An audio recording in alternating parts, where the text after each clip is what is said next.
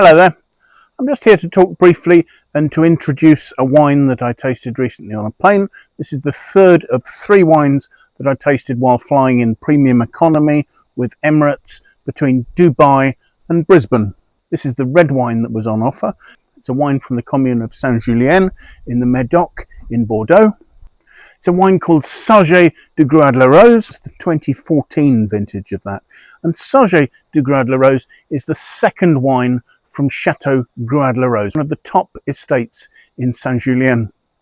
And during the classification of the Médoc in 1855, Gruaud Larose was classified as a deuxième cru, a second growth. This is a site with soils that are really quite classic, deep Médoc gravel. Evidently, when they excavated the new cellars here, they went down something like 30 metres, and in some parts of the vineyard, there's still gravel at that depth below the surface.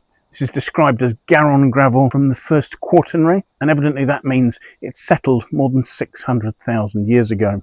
Grape varieties planted in the vineyard here are predominantly Cabernet Sauvignon. Evidently 61% of the vineyard is Cabernet Sauvignon.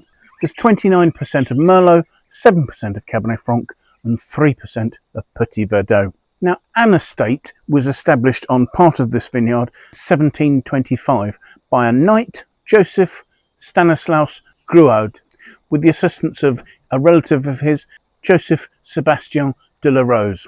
And the estate was originally named Fond Bédu. Beyond this, 3 estates were merged in 1757 by Joseph Gruaurd, who went on to leave that merged property to a Monsieur de Larose in 1771. And the combined name of Gruaud Larose was first used in 1781. As I've already said, the 1855 classification saw this particular chateau classified as a second growth, as deuxième cru. Now, not long after that, in 1865, the property was actually split up as a result of inheritance. And the 2 parts that are split up is Gruaud Larose Sarget and Gruaud Larose Forêt. And the estate remained divided until 1917, when the Cordier family set about trying to reunite it. Having purchased one half in 1935, they then purchased the other half of the original estate and managed to reunite them. Now, it's since 1979 that the estate has had a second wine, and that's always been known as Sarget de Gruaud Larose. Named after Baron Jean-Auguste Sarget, and his picture actually turns up in the centre of the label of this particular wine, sort of on top of the crest of the estate. Evidently it was the Baron and his family who were in charge in 1875 when the buildings that are the current Chateau were erected. Now, in 1983, the Cordier family sold Gruaud Larose to the Suez Company and Alcatel-Alsthom, and that group owned the estate until 1997, when the current owner, Jacques Meurlaut, through his Taillan Group, a group owning a number of Bordeaux estates, purchased the Chateau. And since then, Meurlaut has invested heavily to modernise the winery and to improve the vineyard, firstly by trying to increase the amount of Cabernet Sauvignon planted, and then by transitioning to both organic and biodynamic practices for vineyard management. And currently they have Eric Boissonneau, probably one of Bordeaux's top wine consultants, advising them on producing this wine. The notes I have give vine density at between 10,000 and 8,500 vines per hectare, so really quite densely planted, which is typical for the Médoc. And average production is about 150,000 bottles for the Gruaud Larose for the first wine, and about 250,000 bottles for the second wine. And they make the point that even in top years, they give 2005 as an example there, only 55% of the total production will go into the first wine. So just to look quickly at the way they're doing vineyard management, they're highlighting the fact they're using integrated pest management. There's some lovely detailed notes here. They talk about using mechanical work. I presume that means ploughing under the vines rather than using herbicides. And they also note they're using organic fertilizers. They have their own weather station. They talk about leaf thinning to promote ripeness, the removal of excess buds and shoots to control vigour and yield. They've increased trellis height to try and give better exposure, to give a narrow hedge of leaves to better incept the sunlight without there being so much shading. There's hand picking. There's very careful selection with a conveyor belt used at the winery for pickers to be able to sort the harvest and remove any damaged or unripe fruit. They talk about double sorting, So I assume they're talking about using an optical sorter as well, following destemming, to assess each berry individually. And they make the point that they are managing the whole of the estate organically and biodynamically. The 2014 season was preceded by a mild, humid winter. Vegetative growth at the beginning of the season was slowed by cool temperatures and by humidity. Summer began quite cool. Temperatures in July were no more than average. Then they had a massive heat spike on the 17th of July that slightly sunburnt some of the grapes. August wasn't very sunny, and in fact it was quite chilly. And really the summer finally actually started in September and October. But by waiting for the grape, estates were able to gather fully ripe fruit. We've got harvest dates for Gruaurd Larose, starting with the Meurlaut on the 26th of September, ending with the Petit Verdot, which had been preceded by the Cabernet Franc and the Cabernet Sauvignon, as the last grape variety harvested on the 11th of October. Now at the cellar, as I've said already, the fruit is double sorted, the crop is weighed, and each plot and variety is vinified individually. The fermentation tanks they have are a mixture of oak and cement tanks, the oak making up 40% of those and cement 60%. All of those have temperature control. Fermentation is started by inoculation. That's very normal on the Médoc, with fermentation temperatures allowed to rise to between 24 and 29 degrees Celsius. So at 29 degrees, relatively extractive, quite warm. And they'll taste each tank daily to see how it's developing. Maceration was allowed to last for between 20 and 30 days, according to the lot, and they talk about working on the lees and the grape pomace during the maceration period after fermentation. So I'm assuming by that they're meaning continuing to pump over at that stage. Pressing is done using vertical presses, so basket presses, I guess, and the wine is immediately put into barrel, with the press wine being kept separate and some of it probably being included at blending. Evidently malolactic conversion took place along with alcoholic fermentation. There was a co-inoculation of the must with a lactic acid bacteria.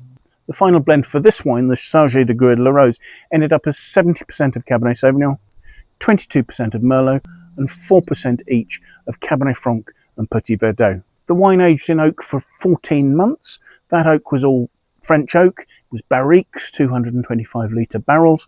15% of those would have been new, and the remaining 85% would have been made up of second and third fill barrels. The wine's label states that it's 13% alcohol.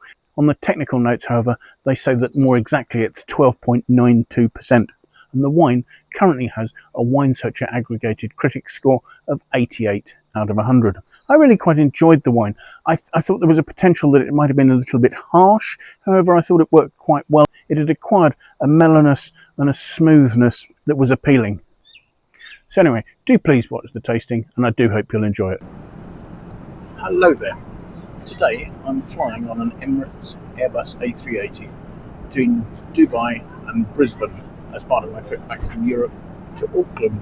Having previously reviewed wines from Emirates in their business class and also some from economy class, I thought for this trip I'd use some of my frequent flyer points and get an upgrade to premium economy class so that I could talk to you about the selection of wines there. So this is the third of the wines I'm looking at from this selection. This is the 2014 vintage of a wine from Bordeaux called Sarget de Gruaud Larose. Now it's a wine from the left bank of the Gironde estuary, the commune of Saint-Julien, just to the south of the commune of Cordier, which it borders, slightly to the north of another famous commune, Margaux, although Margaux and Saint-Julien aren't actually contiguous. There's a slightly lower lying area of land that sits between them. Now the chateau this comes from, Gruaud Larose, was classified as a second growth, a deuxième grand cru Classe, back in 1855 when the wines of the Médoc were classified at the request of Napoleon III as part of a great exhibition in Paris. And for the wines of the Médoc, those classification systems have pretty much stayed intact ever since. Now that having been said, this wine is actually called Sarget de Gruaud Larose, and there is a note on the label referencing Baron Sarget de la Fontaine, and the picture of a gentleman who I assume to be the Baron is in the label in the middle of the Chateau's crest. Now, Saint-Julien, the commune from which this comes, is famous for making wines that have quite a high Cabernet Sauvignon content. Cabernet Sauvignon grows well here because it enjoys its interaction with the soil type here, which tends to be really deep gravel. When I visited the cellars of Gruaud Larose probably 20 years ago now, they were talking about the fact that when they'd excavated the new cellars there, they dug down 30 metres and still found gravel. Most of the soils on Bordeaux's left bank were deposited by glaciation and are these deep, free-draining gravel soils. And Cabernet Sauvignon enjoys growing in these soils because they're well drained, and Cabernet Sauvignon doesn't react to having too much water availability. It's also quite a late ripening grape variety, so it needs a soil type like the rich gravel of the Médoc that warms up relatively quickly to give it a long enough growing season. Now, the wines of Saint-Julien will be Bordeaux blends. They will be principally Cabernet Sauvignon, but that will be supported by quantities which vary according to each vintage of Merlot, maybe Cabernet Franc, possibly Petit Verdot, possibly Malbec, possibly even a hint of Carmignac. That having been said, although the Grand Vin, the grand wines of Saint-Julien, are normally predominantly Cabernet Sauvignon, what Sarget de Gruaud Larose is what's called a second wine. Being a second wine, traditionally, this is a wine that is produced in exactly the same way as the Grand Vin, but is made from those parcels which are produced but don't go into the main wine. So possibly from vineyards that had some difficulty achieving ripeness due to weather issues, or possibly even because the style of their wines didn't fit into the style that is being looked for the Grand Vin. So the wines here will have been made in almost exactly the same way as those wines that went into the first wine of Gruaud Larose in 2014, but most of them will be wines that have been declassified. Now, these days in Bordeaux, it's much more common for at least a core of the wines that go into a second wine to come from a dedicated vineyard. However, I don't know whether that is the case with Gruaud Larose, or even if it was for the 2014 vintage. The wines here will have been picked by hand. They will have been destemmed, crushed, and fermented in tanks. Fermentation will go on at relatively high temperatures, perhaps up to 30 degrees, and there will be a post-fermentation maceration. And during the period in which the skins of the grapes are macerating in the must or the wine, that juice, must or wine, will be regularly being pumped from the bottom of the tank over the cap of skins to help the process of extraction. The wine will undergo malolactic conversion. Gruaud Larose, largely because of the size of the property, it's quite a large property, I believe about 100 hectares, making quite a lot of wine. The wine undergoes its malolactic conversion in tank because that's easier to control there. It's then run off into 225 litre French oak barrels, so barriques. And for the Grand Vin, the estate's main wine, a high proportion of those, maybe up to 60%, will be new. The proportion of new oak being used on the wines that go into Gruaud Larose will be substantially lower, and it's more likely that most of these wines will have aged in casks that have been used once or twice before. So barrels that will impart less oak flavour, but will still allow gentle penetration of oxygen into the wine, and that gentle oxidation helps fix the colours and the tannins in the wine for long aging, to give the bottled wine the ability to age.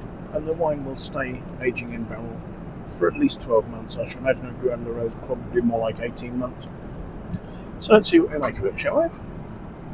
First thing I have to say is that this is relatively deep and dark, almost blackish ruby, seems quite impenetrable. Looking at the alcohol, I was at 13%, swirling it gently here, trying to make sure I don't spill the wine. I've got quite a generous pour.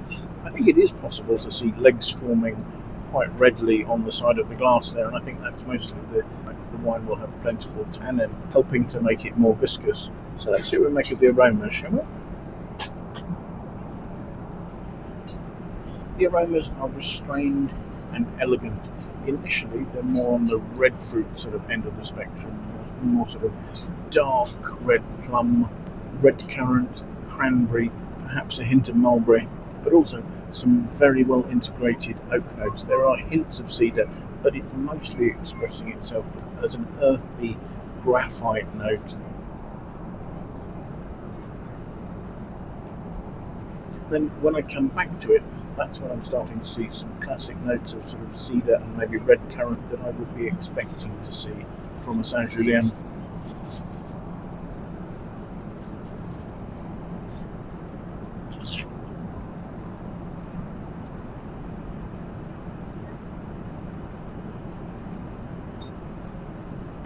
On the palate, the wine is very well integrated. There's plentiful, fine, but really smooth, slightly earthy, graphite tannins in there. Behind that you see some quite nice acidity, but it's helping to pick up some black fruit notes.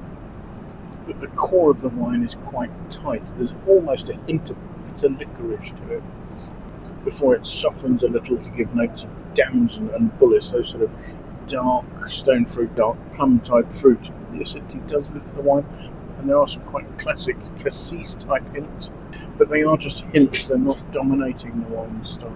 The wine's not huge, it's medium to full bodied, however it does have a good tannic density.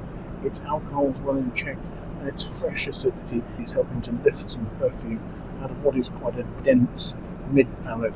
Surprisingly, given the fact this is a second wine, and those are often made in a more approachable style. For instance, estates will often use a bit more Merlot in the blends of their second wine to make them drinkable at a younger stage. This, on the other hand, still seems relatively tight and structured, and so should be very well placed to pair with fatty food, like, for instance, lamb dishes. There is just a slightly drying, but not necessarily harsh nature to the fine tannins on the finish. And so my point is, actually, for an 11-year-old second wine, this is a wine that is probably only just starting to drink and should be good to carry on developing for certainly another 4 or 5 years. And certainly you can keep this in your cellar for longer than that. It seems like a very classic and slightly austere style of Saint-Julien. Very much what I'd expect from a wine from a reasonable vintage of this appellation that has some quite good maturity. I think it's a nicely chosen wine of its time. Personally, I'd give this wine a score of something like 91 out of 100. I would quite like to have a few bottles of it in my cellar as a wine to treat myself with occasionally, but not one that you necessarily needed to wait for a special occasion. Now, part of my conclusions about this wine are based on the fact that this is a great value for money wine, so I will leave a link in the notes below to the Wine Searcher webpage for this vintage of this wine, so that you can see where it's available near you and what the price is. So thank you so much for watching. I do hope you've enjoyed this video. If you have, it would be fantastic if you'd consider pressing the like button for us. And if you are watching these videos and enjoying them, could you perhaps think about subscribing to my YouTube channel? That would really help me to develop it further. Also, if you have some friends you think might like to watch it, do please feel free to pass it on. I'd really appreciate your endorsements in that way. That would be fantastic. Now, if you have any comments or questions, do please pop those in the comments box below. I'd love to know what you think about the videos I'm doing, the tastings I'm making, or anything else that relates to that. So thank you once again for taking the time to watch this video. I do hope that maybe you'll be able to make some time in the very near future. Come and join me for another tasting. Until then, bye for now.